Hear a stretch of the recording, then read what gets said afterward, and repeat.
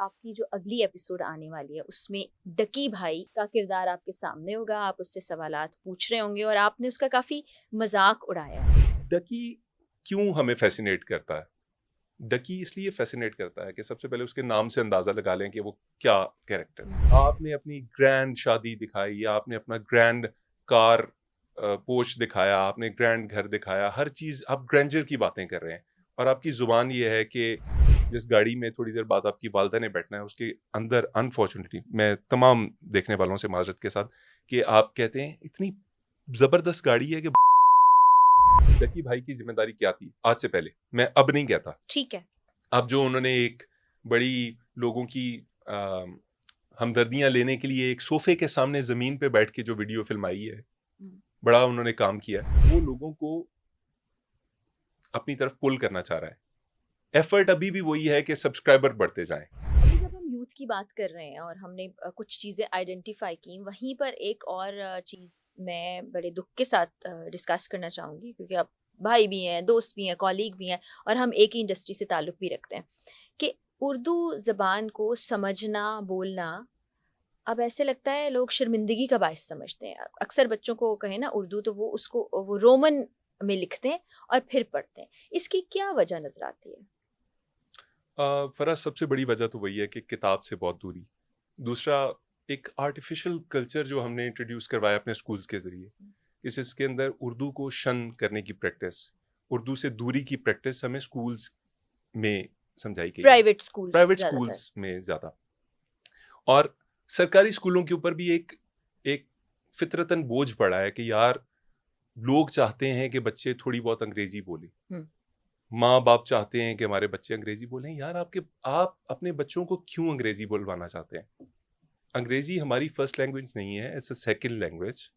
Official language हो सकती है, कुछ भी हो सकती है। आपका कल को ये पर्पस हो सकता है कि आप अपने बच्चे को इंग्लैंड भेज दें, अमेरिका भेज दें, लेकिन यार अपने मुल्क के लिए जो बच्चा आप तैयार कर रहे हैं वो उसके लिए सूटेड ही नहीं है। ठीक है, उर्दू जबान जो है वो हमारी प्रायोरिटी होनी चाहिए। पंजाबियों के लिए पंजाबी जबान प्रायोरिटी होनी चाहिए। ना पंजाबी सीख पा रहे हैं, ना उर्दू सीख पा रहे हैं, और ना ही अंग्रेजी सीख और पा ना रहे ही हैं, अंग्रेजी सीख अंग्रेजी पा भी रहे नहीं हैं। सीख पा रहे। और फिर अगेन वही बात कि आप वो बच्चा जो अनफॉर्चुनेटली पाकिस्तान में आपने पैदा कर लिया है, जिसे आप चाह रहे थे कि फ्रांस में या अमेरिका में या इंग्लैंड में पैदा हो, उसको यार पाकिस्तान के काबिल तो बना लो पहले।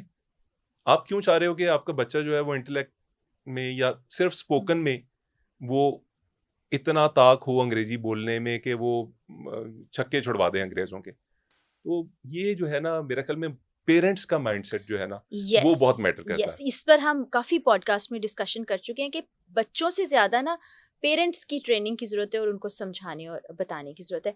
अली, मुझे पता ये चला है कि आपकी जो अगली एपिसोड आने वाली है उसमें डकी भाई का किरदार आपके सामने होगा। आप उससे सवालात पूछ रहे होंगे और आपने उसका काफी मजाक उड़ाया है ऐसे वक्त में जब तकरीबन आप समझे कि मोर देन 90% जो लोग हैं वो उसके साथ सिंपथाइज कर रहे हैं। तो आपको लगता नहीं ये रिस्क होगा या बड़ा बैकलैश आ सकता है इसका? देखें फराब, मैं समझता हूँ कि एज अ ह्यूमरिस्ट हमारा ये काम है कि मुआशरे के अंदर जो भी हम चीज़ देखते हैं, किरदार हो या, देखिए ह्यूमरिस्ट को तो दुनिया भर में हर तरह की आज़ादी होती है कि वो किसी भी नहज की किसी भी तरफ निकल जाए।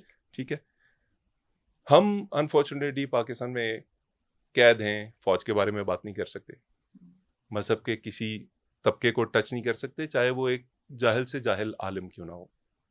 ठीक है, हम बहुत सी ऐसे रिश्ते हैं जिनके ऊपर बात नहीं कर सकते, हम बहुत सी ऐसी चीज़ें हैं जिनके ऊपर बात नहीं कर सकते। तो फिर हमारे पास रह जाता है सारा यूनिवर्स जो है वो ये यूट्यूबर्स हो गए, टिकटॉकर्स हो गए, पॉलिटिशियंस हो गए, कुछ इन लोगों के ऊपर। डकी क्यों हमें फैसिनेट करता है? डकी इसलिए फैसिनेट करता है कि सबसे पहले उसके नाम से अंदाजा लगा लें कि वो क्या कैरेक्टर है। एक शख्स जो सादुर रहमान जैसा नाम छोड़ के, जो इतना खूबसूरत नाम है, अपना उसने नाम डकी चुना है। उसके बाद वो शख्स जो आज से 100 दिन पहले तक पाकिस्तानियों में मशहूर था कि गंदगी बेचता है, वो लिटरेट बातें नहीं करता, वो ऐसी बातें नहीं करता जो हम घर में कर सकते हैं, वो ऐसे ख्वाब दिखाता है लोगों को कि जो आम बंदे के ख्वाब हो सकते हैं लेकिन उन तक पहुंचना मुमकिन नहीं है। मतलब आपने अपनी ग्रैंड शादी दिखाई, या आपने अपना ग्रैंड कार पोर्च दिखाया, आपने ग्रैंड घर दिखाया, हर चीज़ आप ग्रैंडर की बातें कर रहे हैं, और आपकी ज़ुबान ये है कि जिस गाड़ी में थोड़ी देर बाद आपकी वालदा ने बैठना है उसके अंदर, अनफॉर्चुनेटली मैं तमाम देखने वालों से माजरत के साथ, कि आप कहते हैं इतनी ज़बरदस्त गाड़ी है,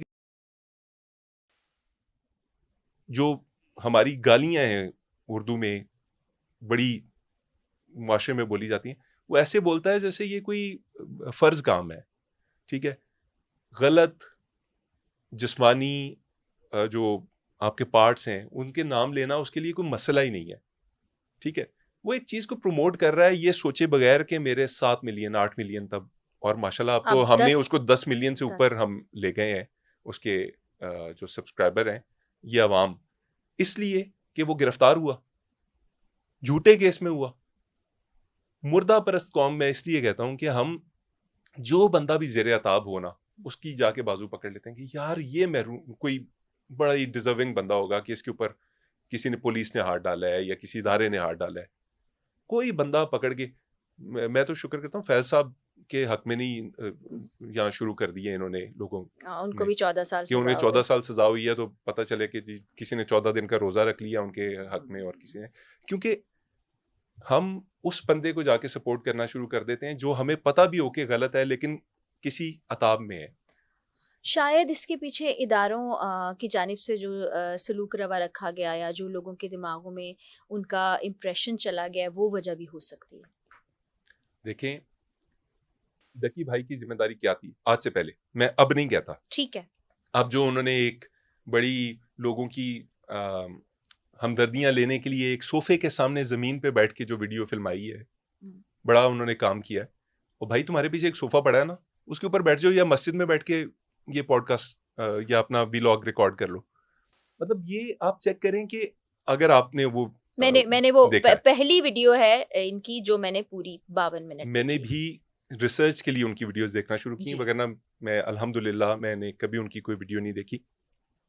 आप ये देखें, एक शख्स एक सोफा छोड़ के जमीन को चूज करता है, जूते उतारता है, लोगों के सामने बैठता है, शलवार कमीज पहनता है जिंदगी में इसलिए कि मैं जरा अवामी लगूं। उसके बाद फिर जहां पॉइंट्स आते हैं उनके ऊपर म्यूजिक लगाया जाता है, ठिश ठिश डुश डुश वाला म्यूजिक। यस। ठीक है, वो लोगों को अपनी तरफ पुल करना चाह रहा है। एफर्ट अभी भी वही है कि सब्सक्राइबर बढ़ते जाएं।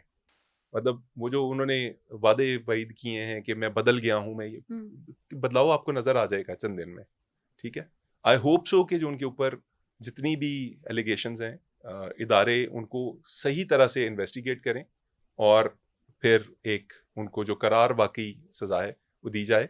और मैं ये भी चाहता हूं कि जो लोग उनको सब्सक्राइब करते हैं वो थोड़ी सी जिम्मेदारी लें, फिर उनकी वीडियोस को अपने घर में अपने बच्चों के साथ देखें, वालदा की मौजूदगी में देखें, वाले साहब की मौजूदगी में देखें, ताकि पता चले कि आप क्या देख रहे हैं। और यहाँ पर मुझे लगता है कुछ रियासत की जिम्मेदारी भी आती है। बहुत से हमारे कंटेंट के ऊपर या और बहुत से क्रिएटर्स हैं जिनके कंटेंट के ऊपर नोटिस भी आ जाते हैं, एफआईआर्स भी होती हैं, लेकिन ऐसी चीज़ें जो वाकई में माशरे में बिगाड़ पैदा करें, जिनको बच्चे फॉलो कर रहे हैं, यंगस्टर्स फॉलो करें, उनकी तरफ नहीं देखा जाता। ये भी बड़ा अलमी है। इस पर कोई पॉलिसी ज़रूर होनी चाहिए। पॉलिसी देखें, अभी न्यूजीलैंड की एग्जांपल लेते हैं। न्यूजीलैंड ने 16 साल से कम बच्चों के लिए सोशल मीडिया प्लेटफॉर्म्स के ऊपर, ऑस्ट्रेलिया ने भी किया। ऑस्ट्रेलिया ने भी किया, ये बैन कर दिया उन्होंने कि 16 साल से कम का बच्चा अकाउंट कैरी ही नहीं कर सकता। हमारे यहाँ तो माशाल्लाह अभी मैं देख रहा था, दो कोई जुड़वा भाई लग रहे थे मुझे, दोनों स्कूटीज के ऊपर ना कोई 8-9 साल के बच्चे, अच्छा। वालिदैन ने लेके दी हैं 2 स्कूटीज प्रॉपर, अच्छा।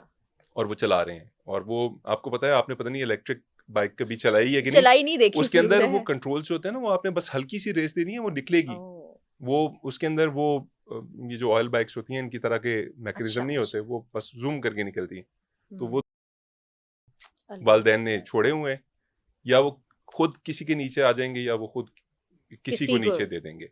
ठीक है, तो हमने अपने बच्चों को जो है ना वक्त से पहले वो तमाम चीज़ें उनके तसरुफ में पकड़ा दी हैं, जो मैं और आप शायद अपने बचपन में वालिदैन से अगर बिलक के मर जाते ना कि हमें इनके ऊपर अपने पीछे बिठा लें, तो शायद वालिदैन नहीं तब उन पे भी ना मानते। नहीं। तो ज़माने में मेरे ख़्याल में जो तब्दीली आ रही है उसको ज़रा पॉजिटिव तरफ जाना चाहिए। बड़ी हमने सीरियस डिस्कशन कर ली,